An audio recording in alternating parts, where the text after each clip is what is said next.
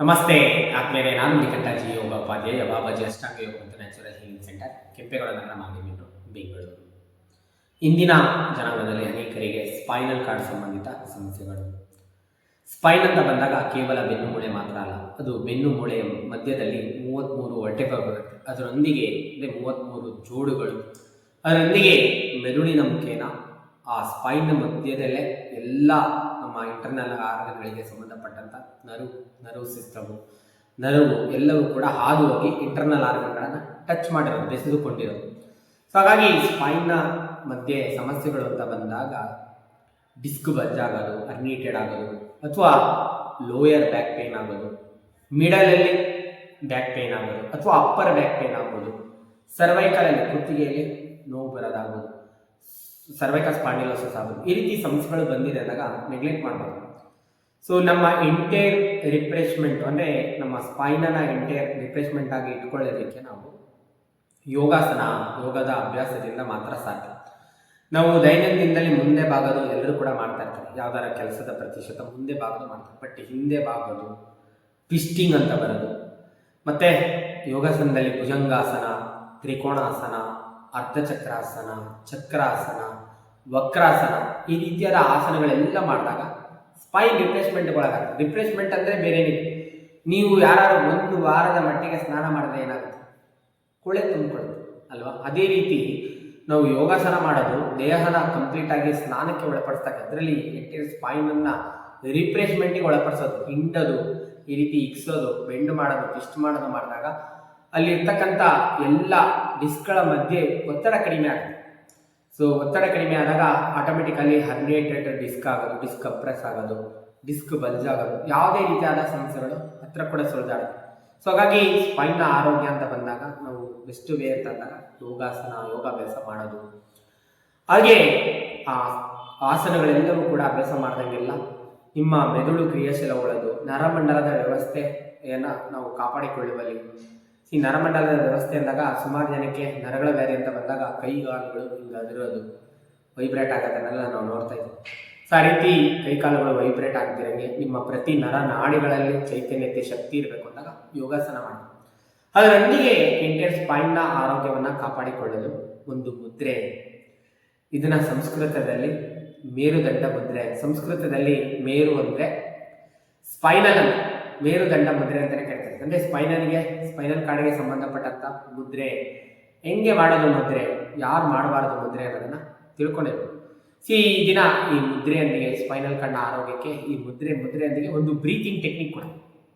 ಯಾವಾಗ ನಾವು ಆ ಬ್ರೀತಿಂಗ್ ಟೆಕ್ನಿಕನ್ನು ಫಾಲೋ ಅಪ್ ಮಾಡಿ ಅಭ್ಯಾಸ ಮಾಡ್ತೀವೋ, ಮುದ್ರೆಯೊಂದಿಗೆ ಬ್ರೀತಿಂಗ್ ಟೆಕ್ನಿಕ್ನೊಂದಿಗೆ ಮಾಡಿದಾಗ ನಮ್ಮ ಶ್ವಾಸಕೋಶವನ್ನು ಕೂಡ ಬಲಪಡಿಸ್ಬೋದು, ನಮ್ಮ ಮೆದುಳನ್ನು ಇನ್ನಷ್ಟು ಕ್ರಿಯಾಶೀಲಗೊಳಿಸ್ಬೋದು, ಚುರುಕುಗೊಳಿಸ್ಬೋದು. ಹಾಗೆ ಹಿಂದೆ ಹೇಳಿದಂಗೆ ನರ್ವ್ ಸಿಸ್ಟಮನ್ನು ಸರಿಪಡಿಸ್ಬೋದು. ಸ್ಪೈನಲ್ ಕಾರ್ಡ್ನಲ್ಲಿ ಡಿಸ್ಕ್ ಬಲ್ಜು, ಹರ್ನಿಯೇಟೆಡ್ ಡಿಸ್ಕು, ಅಥವಾ lower back pain, middle back pain, upper back pain, cervical back pain, ಈ ರೀತಿ ಸಮಸ್ಯೆಗಳಿದ್ದರೂ ಕೂಡ ನಿವಾರಣೆ ಮಾಡ್ತಾರೆ. ಮೊದಲಿಗೆ ಈ ಮುದ್ರೆನ ಯಾರು ಮಾಡಬಾರ್ದು ಮತ್ತು ಈ ಬ್ರೀತಿಂಗ್ ಟೆಕ್ನಿಕನ್ನು ಯಾರು ಮಾಡಬಾರ್ದು ಅಂದರೆ ಅಧಿಕ ರಕ್ತದ ಒತ್ತಡ ಇದ್ದವರು ಮತ್ತು ಹೃದಯ ಸಂಬಂಧಿತ ಸಮಸ್ಯೆ ಇದ್ದವರು ಈ ಮುದ್ರೆನ ಮಾಡಬಾರ್ದು. ಮೇರು ಮುದ್ರೆ ಅಂತ ಹೇಗೆ ಮಾಡೋದು ಮುದ್ರೆ ಅಂತಂದಾಗ ಈ ರೀತಿ ಈ ರೀತಿ ಮುದ್ರೆ ಮಾಡ್ಕೊಂಡು, ಈ ರೀತಿ ಮುದ್ರೆ ಮಾಡಿಕೊಂಡು ನೇರ ಕೂರೋದು. ನಿಮಗೆ ನೇರ ಕೂರಕ್ಕಾಗ್ತೀರ ಅಂದರೆ ಗೋಡೆವರೆಗೆ ಕೂತ್ಕೊಂಡು ಹಿಂದೆ ಹೇಳಿ ಬ್ರೀತಿಂಗ್ ಟೆಕ್ನಿಕ್ ಅಂತ. ಆ ಬ್ರೀತಿಂಗ್ ಟೆಕ್ನಿಕ್ಕು ಮಾಡೋದು ಸ್ಟಾರ್ಟಿಂಗಲ್ಲಿ ಕೆಲವರಿಗೆ ಗೊಂದಲ ಉಂಟಾಗುತ್ತೆ. ಗೊಂದಲ ಉಂಟಾದರೆ ಕೊನೆಯಲ್ಲಿ ಒಂದು ಹಂತ ತೋರಿಸ್ತೀವಿ. ಆ ಹಂತವನ್ನು ಮೊದಲು ಪ್ರಾರಂಭ ಮಾಡಿ ರೂಢಿ ಮಾಡಿದ್ಮೇಲೆ ತದನಂತರ ಹಂತವಾಗಿ ಈ ಬ್ರೀತಿಂಗ್ ಟೆಕ್ನಿಕನ್ನು ಅಳವಡನೆ ಮಾಡಿದಾಗ ನಿಮ್ಮ ಸ್ಪೈನ್ ರಿಪೇರಿ ಆಗುತ್ತೆ. ಆ ಸ್ಪೈನ್ನ ಡಿಸ್ಕ್ಗಳ ಮೇಲೆ ಇರ್ತಕ್ಕಂಥ ಒತ್ತಡ ಏನಾದರೂ ಕಂಪ್ರೆಸ್ ಆಗಿದರೆ ಅದು ರಿಲೀಫ್ ಆಗುತ್ತೆ. ಅದನ್ನು ನೀವು ರಿಲೀಫ್ ಆಗೋದನ್ನು ಸೂಕ್ಷ್ಮತೆಯಲ್ಲಿ ನೀವು ಗಮನಿಸ್ಬೋದು, ಕಾಣ್ಬೋದು. ಇನ್ಸ್ಟೆಂಟಾಗಿ ನಿಮಗೆ ಆ ಸ್ಪೈನ್ನ ಮಧ್ಯದ ಮೇಲೆ ಏನು ಒತ್ತಡ ಉಂಟಾಗಿರೋದು, ಬ್ಯಾಕ್ ಪೇನ್ ಆಗೋದು, ಕುತ್ತಿಗೆ ನೋವು ಆಗೋದು ಎಲ್ಲವೂ ಕೂಡ ರಿಲೀಫ್ ಆಗೋದನ್ನು ನೀವು ಕಾಣ್ಬೋದು. ಹೇಗೆ ಮಾಡೋದು ಅಭ್ಯಾಸ ಅಂತಂದಾಗ ಹಾಗೆ ನೀವು ಈ ರೀತಿ ಬ್ರೀತಿಂಗ್ ಟೆಕ್ನಿಕನ್ನು ಅಳವಡನೆ ಮಾಡಿದ್ರೆ ಹಿಂದೆ ಶ್ವಾಸಕೋಶ ಕೂಡ ಬಲಪಡಿಸ್ಬೋದು, ಮೆದುಳನ್ನು ಕ್ರಿಯಾಶೀಲಗೊಳಿಸ್ಬೋದು. ಯಾವಾಗ ನರಮಂಡಲದ ಸುವ್ಯವಸ್ಥೆ ಕಡಿಮೆ ಆಗ್ತಾ ಹೋಗ್ತದೋ, ಕೈಕಾಲುಗಳು ನಡುಕ ಬರೋದು, ಅದರೊಂದಿಗೆ ನೆನಪಿನ ಶಕ್ತಿ ಕೂಡ ಕಡಿಮೆ ಆಗ್ತಾ ಹೋಗ್ತದೆ. ಸೊ 40, 50, 60 ಆದರೂ ಕೂಡ ಈ ಬ್ರೀತಿಂಗ್ ಟೆಕ್ನಿಕನ್ನು ಅಳವಡನೆ ಮಾಡೋದಕ್ಕೆ ಪ್ರಯತ್ನ ಮಾಡ್ತಾ ಬಂದಂಗೆಲ್ಲ ನಿಮ್ಮ ಮೆದುಳು ಕೂಡ ಚುರುಕುಗೊಳ್ಳುತ್ತೆ. ಈ ರೀತಿ ಮುದ್ರೆ ಮಾಡ್ಕೊಳ್ಳಿ. ಈ ಮುದ್ರೆನೇ ಒಂದು 3 ಟೆಕ್ನಿಕಲಲ್ಲಿ ಫಾಲೋ ಅಪ್ ಮಾಡ್ಬೋದು. ನಿಮ್ಗೆ ಏನು ಸಮಸ್ಯೆ ಇಲ್ಲ, ನಿಮ್ಮ ಸ್ಪೈನ್ ಎಲ್ಲ ಚೆನ್ನಾಗಿದೆ, ಇನ್ನಷ್ಟು ಬಲಪಡಿಸಲಿಕ್ಕೆ ನೀವು ನೇರ ಇಟ್ಕೊಂಡ್ರೆ ಸಾಕು. ಅಥವಾ ನಿಮಗೆ ಕೆಳಭಾಗದ ಬೆನ್ನಲ್ಲಿ ಮಾತ್ರ ಸಮಸ್ಯೆ ಇದೆ, ಕೆಳಭಾಗದ ಕೀಲುಗಳಲ್ಲಿ ಮಾತ್ರ ಸಮಸ್ಯೆ ಇದೆ, ಲೋಯರ್ ಬ್ಯಾಕ್ ಪೇನ್ ಇದೆ, L1 L2 L5 ಅಲ್ಲಿ ಸಮಸ್ಯೆ ಇದೆ, ಸಯಾಟಿಕಾ ಇದೆ, ಅಂಥವರೆಲ್ಲರೂ ಕೂಡ ನೋಡಿ ಈ ಹೆಬ್ಬೆರಳು ಒಂದಕ್ಕೊಂದು ನೇರ ಈ ರೀತಿ ಕೆಳಮುಖವಾಗಿ ಇಟ್ಕೊಳ್ಳಿ. ಇದಕ್ಕೆ ಅದು ಮೇರು ಮುದ್ರೆ ಅಂತ. ಅಥವಾ ನಿಮಗೆ ಅಪ್ಪರ್ ಬ್ಯಾಕ್ ಪೇನಲ್ಲಿ, ಅಪ್ಪರಲ್ಲಿ ಮಿಡಲಲ್ಲಿ ಪೇನ್ ಇದೆ ಅಥವಾ ಸರ್ವೈಕಲಲ್ಲಿ ಪೇನ್ ಇದೆ ಅಂದರೆ ಈ ರೀತಿ ಮುದ್ರೆನ ಮೇಲ್ಮುಖವಾಗಿ ಇಟ್ಕೊಳ್ಳಿ. ಇದನ್ನ ಊರ್ಧ್ವ ಮೇರು ಮುದ್ರೆ ಅಂತ ಕರಿತಾರೆ, ಮೇರುದಂಡ ಮುದ್ರೆ. ಈ ರೀತಿ ಇಟ್ಕೊಳ್ಳೋದು. ಸೊ ಬೇಸ್ಡ್ ಆನ್ ರಿಕ್ವೈರ್ಮೆಂಟ್ ನಿಮ್ಗೆ ನೋಡಿ ಕೆಳಗಡೆ ಬೆನ್ನು ನೋವಿದ್ರೆ ಈ ರೀತಿ ಇಟ್ಕೊಳ್ಳೋದು, ಮೇಲ್ಭಾಗದಗಳನ್ನು ಬಲಪಡಿಸ್ಬೇಕು, ಸರಿಪಡಿಸ್ಬೇಕು ಅಂದ್ರೆ ಈ ರೀತಿ ಇಟ್ಕೊಳ್ಳೋದು. ಏನು ಸಮಸ್ಯೆ ಇಲ್ಲ ಈ ರೀತಿ ಇಟ್ಕೊಂಡು ಏನು ಮಾಡಬೇಕು, 4 ಕೌಂಟ್ ಒಂದಿಗೆ ಬ್ರೀತನ್ನು ತಗೊಳ್ಳೋದು, 4 ಕೌಂಟ್ ಒಂದಿಗೆ ಬ್ರೀತ್ನ ಹೋಲ್ಡ್ ಮಾಡಿ ಇಟ್ಕೊಳ್ಳೋದು, 4 ಕೌಂಟ್ ಒಂದಿಗೆ ನೆಕ್ಸ್ಟ್ ಬ್ರೀತ್ನ ಹೊರಹಾಕೋದು. ಇವನ್ 4 ಕೌಂಟ್ ಅಂತಾನೆ ಲೆಕ್ಕನೇ ಇಲ್ಲ, ಒಂದು ಶಬ್ದ ಮಾಡ್ತಾ ನೀವು ಬ್ರೀತ್ನ ಹೊರಹಾಕೋದು. ಇದನ್ನ ಹಮ್ಮಿಂಗ್ ಬ್ರೀತಿಂಗ್, ಭ್ರಮರಿ ಪ್ರಾಣಾಯಾಮ ಅಂತ. ಆ ರೀತಿ ಮಾಡ್ಬೇಕಾದ್ರೆ ಹಲ್ಲು ಒಂದಕ್ಕೊಂದು ಹಾಕ್ಸ್ಬಾರ್ದು. ಆ ವೈಬ್ರೇಷನ್ ಕಂಪನ ಅನ್ನೋದು ಇಲ್ಲೇ ಆಗುತ್ತೆ. ಆ ವೈಬ್ರೇಷನ್ ಕಂಪನ ಮಾಡ್ತಾ ನೀವೇನು ಮಾಡಬೇಕು, ನಿಮಗೆ ಸೊಂಟದಲ್ಲಿ ನೋವಿದ್ರೆ ಸೊಂಟನ ಗಮನಿಸ್ಕೊಳ್ಳಿ, ಅಥವಾ ನಿಮಗೆ ಕತ್ತಲ್ಲಿ ನೋವಿದ್ರೆ ಕತ್ತನ ಗಮನಿಸ್ಕೊಳ್ಳಿ. ಹೇಗೆ ಮಾಡೋದು ನೋಡ್ಕೊಳ್ಳಿ. ಈಗ ಉದಾಹರಣೆಗೆ ಸೊಂಟ ನೋವಿದೆ ಅಂತ ಇಟ್ಕೊಳ್ಳಿ, ಈ ರೀತಿ ಇಟ್ಕೊಳ್ಳಿ. 4 ಕೌಂಟ್ ಒಂದಿಗೆ ಬ್ರೀತ್ ತಗೊಳ್ಳೋದು. ಫಸ್ಟ್ ಉಸಿರು ತಗೊಂಡು ಉಸಿರು ಹೊರ ಹಾಕ್ಬಿಡಿ. ತದನಂತರ 4 ಕೌಂಟ್ ಒಂದಿಗೆ ಉಸಿರು ತಗೊಳ್ಳೋದು, 4 ಕೌಂಟ್ ಒಂದಿಗೆ ಉಸಿರನ್ನ ಹೋಲ್ಡ್ ಮಾಡಿ ಇಟ್ಕೊಳ್ಳೋದು. ನಾನಿಲ್ಲಿ 4 ಕೌಂಟ್ ಅಂತ ಹೇಳಿದ್ದೀನಿ. ನಿಮಗೆ 4 ಕೌಂಟ್ ಕಷ್ಟ ಅನ್ಸಿದ್ರೆ 3 ಕೌಂಟಲ್ಲಿ ಉಸಿರು ತಗೊಳ್ಳಿ, 3 ಕೌಂಟಲ್ಲಿ ಉಸಿರನ್ನ ಹೊಳಬಾಕಿ ಹಿಡಿದಿಟ್ಕೊಳ್ಳಿ. 3 ಕೌಂಟ್ ನೆಕ್ಸ್ಟು ಏನು ಮಾಡ್ತೀರಾ, ಹಮ್ಮಿಂಗ್ ಬ್ರೀತಿಂಗ್ ಮಾಡ್ತಾ ನಿಮ್ಮ ಕೆಳಭಾಗದ ಬೆನ್ನುಗಳನ್ನೆಲ್ಲ ಗಮನಿಸೋದು, ಸೊಂಟನ ಗಮನಿಸೋದು ನೋಡ್ಕೊಳ್ಳಿ.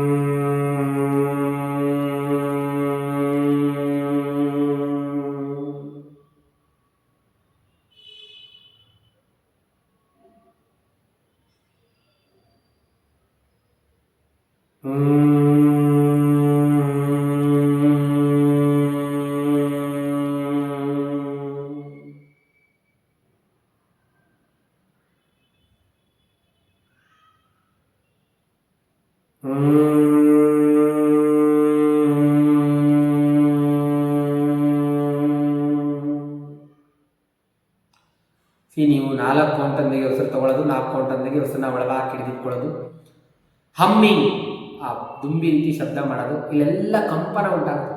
ಆ ಕಂಪನಕ್ಕೆ ನಿಮ್ಮ ಕೀಲುಗಳಲ್ಲಿನ ಒತ್ತಡ ಕಡಿಮೆ ಆಗೋದು, ನೋವು ನಿವಾರಣೆ ಆಗೋದನ್ನು ನೀವು ಗಮನಿಸ್ಬೋದು. ನಿಮಗೆ ಅಪ್ಪರ್ ಬ್ಯಾಕ್ ಪೇನ್ ಇದೆ, ಕತ್ತು ನೋವಿದೆ, ಮೇಲ್ಗಡೆ ಭುಜದಲ್ಲೆಲ್ಲ ಸೆಳೆತಾ ಇದೆ ಅಂದರೆ ಈ ರೀತಿ ಮೇಲ್ಮುಖವಾಗಿ ಇಟ್ಕೊಳ್ಳಿ. ಬ್ರೀತ್ ತಗೊಳ್ಳೋದು, ಫಸ್ಟ್ ಬ್ರೀತ್ ಹೊರ ಹಾಕ್ಬಿಡಿ.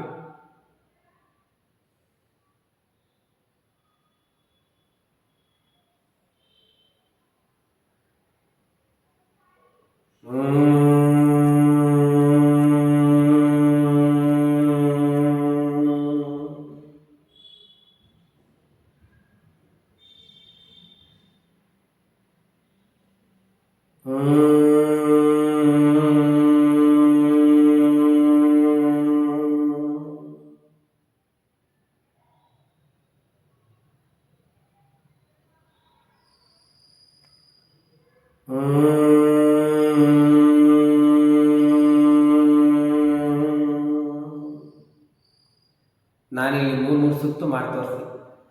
ನೀವು 10 ಸುತ್ತು ಅಭ್ಯಾಸ ಮಾಡಿ.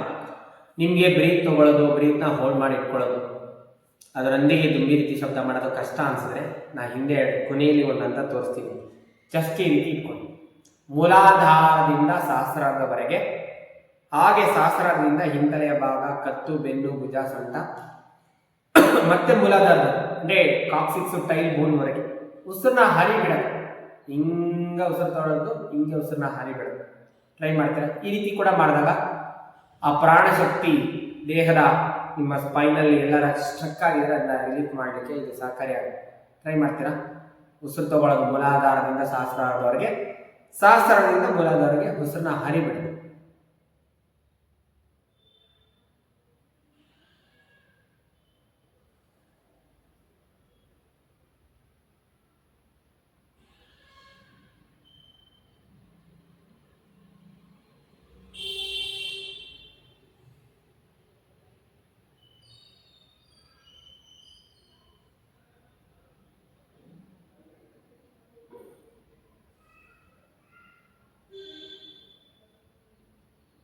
ಈ ರೀತಿ ನೀವು ಗಮನ ಹರಿಸಿ ಉಸಿರಾಡಿದ್ರೆ ಸಾಕು. ಮೊದಲಿಗೆ ಇದನ್ನು ರೂಢಿ ಮಾಡಿ ತದನಂತರ ಹಿಂದೆ ಹೇಳಿದ ಆ ಟೆಕ್ನಿಕನ್ನು ಫಾಲೋಅಪ್ ಮಾಡೋದು. ಬ್ರೀತೊಂದಿಗೆ ಕೌಂಟೊಂದಿಗೆ ಬ್ರೀತ್ ತೊಗೊಳ್ಳೋದು, ಬ್ರೀತ್ನ ಹೋಲ್ಡ್ ಮಾಡಿ ಇಟ್ಕೊಳ್ಳೋದು, ತುಂಬಿ ರೀತಿ ಶಬ್ದ ಮಾಡೋದು, ಎಲ್ಲಿ ನೋವಿರುತ್ತೋ ಅಲ್ಲಿ ಗಮನ ಹರಿಸಿ. ಈ ರೀತಿ ಮಾಡ್ದಂಗೆಲ್ಲ ದೇಹದಲ್ಲಿ 4 ಪ್ರಮುಖ ನಾಡಿಗಳು ಬರ್ತವೆ. ಎಡನಾಡಿ, ಬಲನಾಡಿ, ಅದರೊಂದಿಗೆ ಸರಸ್ವತಿ ನಾಡಿ, ಸುಷುಮ್ನ ನಾಡಿ. ಈ ಸರಸ್ವತಿ ನಾಡಿ, ಸುಷುಮ್ನ ನಾಡಿ ಕೂಡ ಜಾಗೃತಿಗೊಳ್ಳುತ್ತೆ. ಯಾವಾಗ ನೀವು ಬ್ರೀತನ್ನ ಕೌಂಟ್ ಮಾಡ್ತಿರೋ, ಬ್ರೀತಿನ ಹಿಡಿದಿಟ್ಕೊಳ್ತಿರೋ, ಹಮ್ಮಿಂಗ್ ಮಾಡ್ತಿರೋ, ಅವಾಗ ನಿಮ್ಮ ಮೆದುಳಿಗೆ ಕೆಲಸ ಕೊಟ್ಟಂಗ. ಅದರೊಂದಿಗೆ ಅದು ನೆನಪಿನ ಶಕ್ತಿ, ಏಕಾಗ್ರತೆಯನ್ನು ವೃದ್ಧಿಸುವಲ್ಲಿ ಈ ಹೇಳ್ತಾರಲ್ಲ ಬೇಸ್ಡ್ ಆನ್ ಏಜ್ ಆದ ಮೇಲೆ ಸ್ವಲ್ಪ ಮರುವೆಲ್ಲ ಆ ರೀತಿ ಮರು ಬರಬಾರ್ದು. ಅದನ್ನು ಕೂಡ ನೀವು ಸರಿಪಡಿಸ್ಕೋಬೇಕು ಅಂದರೆ ಈ ರೀತಿ ಟೆಕ್ನಿಕ್ಸನ್ನೆಲ್ಲ ಯೂಸ್ ಮಾಡಿ ನಿಮ್ಮ ಸ್ಪೈನನ್ನು ಬಲಪಡಿಸ್ಬೋದು, ಸರಸ್ವತಿ ನಾಡಿ, ಸುಷುಮ್ನ ನಾಡಿಯನ್ನು ಜಾಗೃತಿಗೊಳಿಸ್ಬೋದು, ಮೆದುಳನ್ನು ಕ್ರಿಯಾಶೀಲವಾಗಿ ಇಟ್ಕೋಬೋದು, ಎಂಟೈರ್ ನರ್ವ್ ಸಿಸ್ಟಮನ್ನು ಸರಿಪಡಿಸ್ಬೋದು, ಸ್ಪೈನಲ್ ಕಾರ್ಡ್ನಲ್ಲಿ ಏನಾದ್ರು ಸಮಸ್ಯೆ ಇದ್ದರೆ ನಿವಾರಣೆ ಮಾಡ್ಕೋಬೋದು. ಹಾಗೆ ಲೋಯರ್ ಬ್ಯಾಕ್ ಪೇನ್ ಆಗ್ಬೋದು, ಮಿಡಲಲ್ಲಿ ಬ್ಯಾಕ್ ಪೇನ್ ಆಗ್ಬೋದು, ಅಪ್ಪರ್ ಬ್ಯಾಕ್ ಪೇನ್ ಆಗ್ಬೋದು, ಸರ್ವೈಕಲ್ ಪ್ರಾಬ್ಲಮನ್ನು ನಿವಾರಣೆ ಮಾಡ್ಕೋಬೋದು. ಡಿಸ್ಕ್ಗಳ ಮಧ್ಯೆ ಕಂಪ್ರೆಸ್ ಇದ್ದರೆ ಅದನ್ನು ಸರಿಪಡಿಸ್ಬೋದು. ಅದ್ಭುತವಾಗಿ ವರ್ಕ್ ಆಗುತ್ತೆ ಈ ಮೇರು ಮುದ್ರೆ. ಅದನ್ನು ನೀವು ಬೇಸ್ಡ್ ಆನ್ ರಿಕ್ವೈರ್ಮೆಂಟ್ ಮೇಲೆ ಅದು ಮೇರು ಮುದ್ರೆ ಅಥವಾ ಊರ್ಧ್ವ ಮೇರು ಮುದ್ರೆ ಅಥವಾ ಮೇರು ಮುದ್ರೆ, ಈ 3 ಟೆಕ್ನಿಕಲ್ಲಿ ನಿಮಗೆ ಯಾವುದು ಸೂಕ್ತ ಅನಿಸುತ್ತೋ ಅದನ್ನು ಅಳವಡೆಯನ್ನು ಮಾಡೋದು. ಈ ರೀತಿ ಸರಳವಾದ ವಿಧಿವಿಧಾನದೊಂದಿಗೆ ನೀವು ಮನೆಯಲ್ಲಿ ಸ್ಪೈನಲ್ನ ಕಾರ್ಡನ್ನು ಸದೃಢವಾಗಿ ಇಟ್ಕೋಬೋದು. ನರ್ವ್ ಸಿಸ್ಟಮನ್ನು ಕೂಡ ಸಿಮ್ಯುಲೇಷನ್ಗೊಳಿಸಿ ಸರಿಪಡಿಸ್ಬೋದು. ಸೊ ಬೆಸ್ಟ್ ವೇ ಅಂದರೆ ಇನ್ನು ಹೇಳಬೇಕು ಅಂದರೆ ಯೋಗಾಸನಕ್ಕೆ ಸೇರಿಕೊಳ್ಳೋದು, ಟ್ವಿಸ್ಟಿಂಗು, ಬೆಂಡಿಂಗು, ವಕ್ರಾಸನ, ಭುಜಂಗಾಸನ, ಅರ್ಧಚಕ್ರಾಸನ, ತ್ರಿಕೋಣಾಸನ, ಈ ರೀತಿಯಾದ ಆಸನಗಳನ್ನೆಲ್ಲ ಅಭ್ಯಾಸ ಮಾಡೋದು, ಉಷ್ಟ್ರಾಸನ. ಆ ರೀತಿ ಮಾಡಿದಂಗೆಲ್ಲವೂ ಕೂಡ ಸ್ಪೈನ್ ರಿಪ್ಲೇಸ್ಮೆಂಟ್ಗೆ ಒಳಗಾಗಿ, ನರ್ವ್ ಸಿಸ್ಟಮ್ ಕೂಡ ರಿಪ್ಲೇಸ್ಮೆಂಟಿಗೆ ಒಳಗಾಗಿ ನಿಮ್ಮ ಎಲ್ಲ ಆಂತರಿಕ ಭಾಗದ ಅಂಗಗಳು ಕೂಡ ಕ್ರಿಯಾಶೀಲವಾಗಿ ಕೆಲಸ ಮಾಡಲಿಕ್ಕೆ, ಅದರ ಬಳಕೆ ಮತ್ತು ಬಾಳಿಕೆ ಜಾಸ್ತಿ ಆಗಲಿಕ್ಕೆ ಸಹಕಾರಿಯಾಗುತ್ತೆ. ಸೊ ಯಾರು ಸ್ಪೈನಲ್ ಕಾರ್ಡ್ನ ಸಂಬಂಧಿತ ಸಮಸ್ಯೆಯಿಂದ ಬಳಲ್ತಾ ಇದ್ದರೆ ಅಥವಾ back pain, lower back pain, cervical ಪ್ರಾಬ್ಲಮಿಂದ ಬಳಲ್ತಾ ಇದ್ದರೆ ಅಂಥವರಿಗೆ ಈ ವಿಡಿಯೋವನ್ನು ಶೇರ್ ಮಾಡಿ.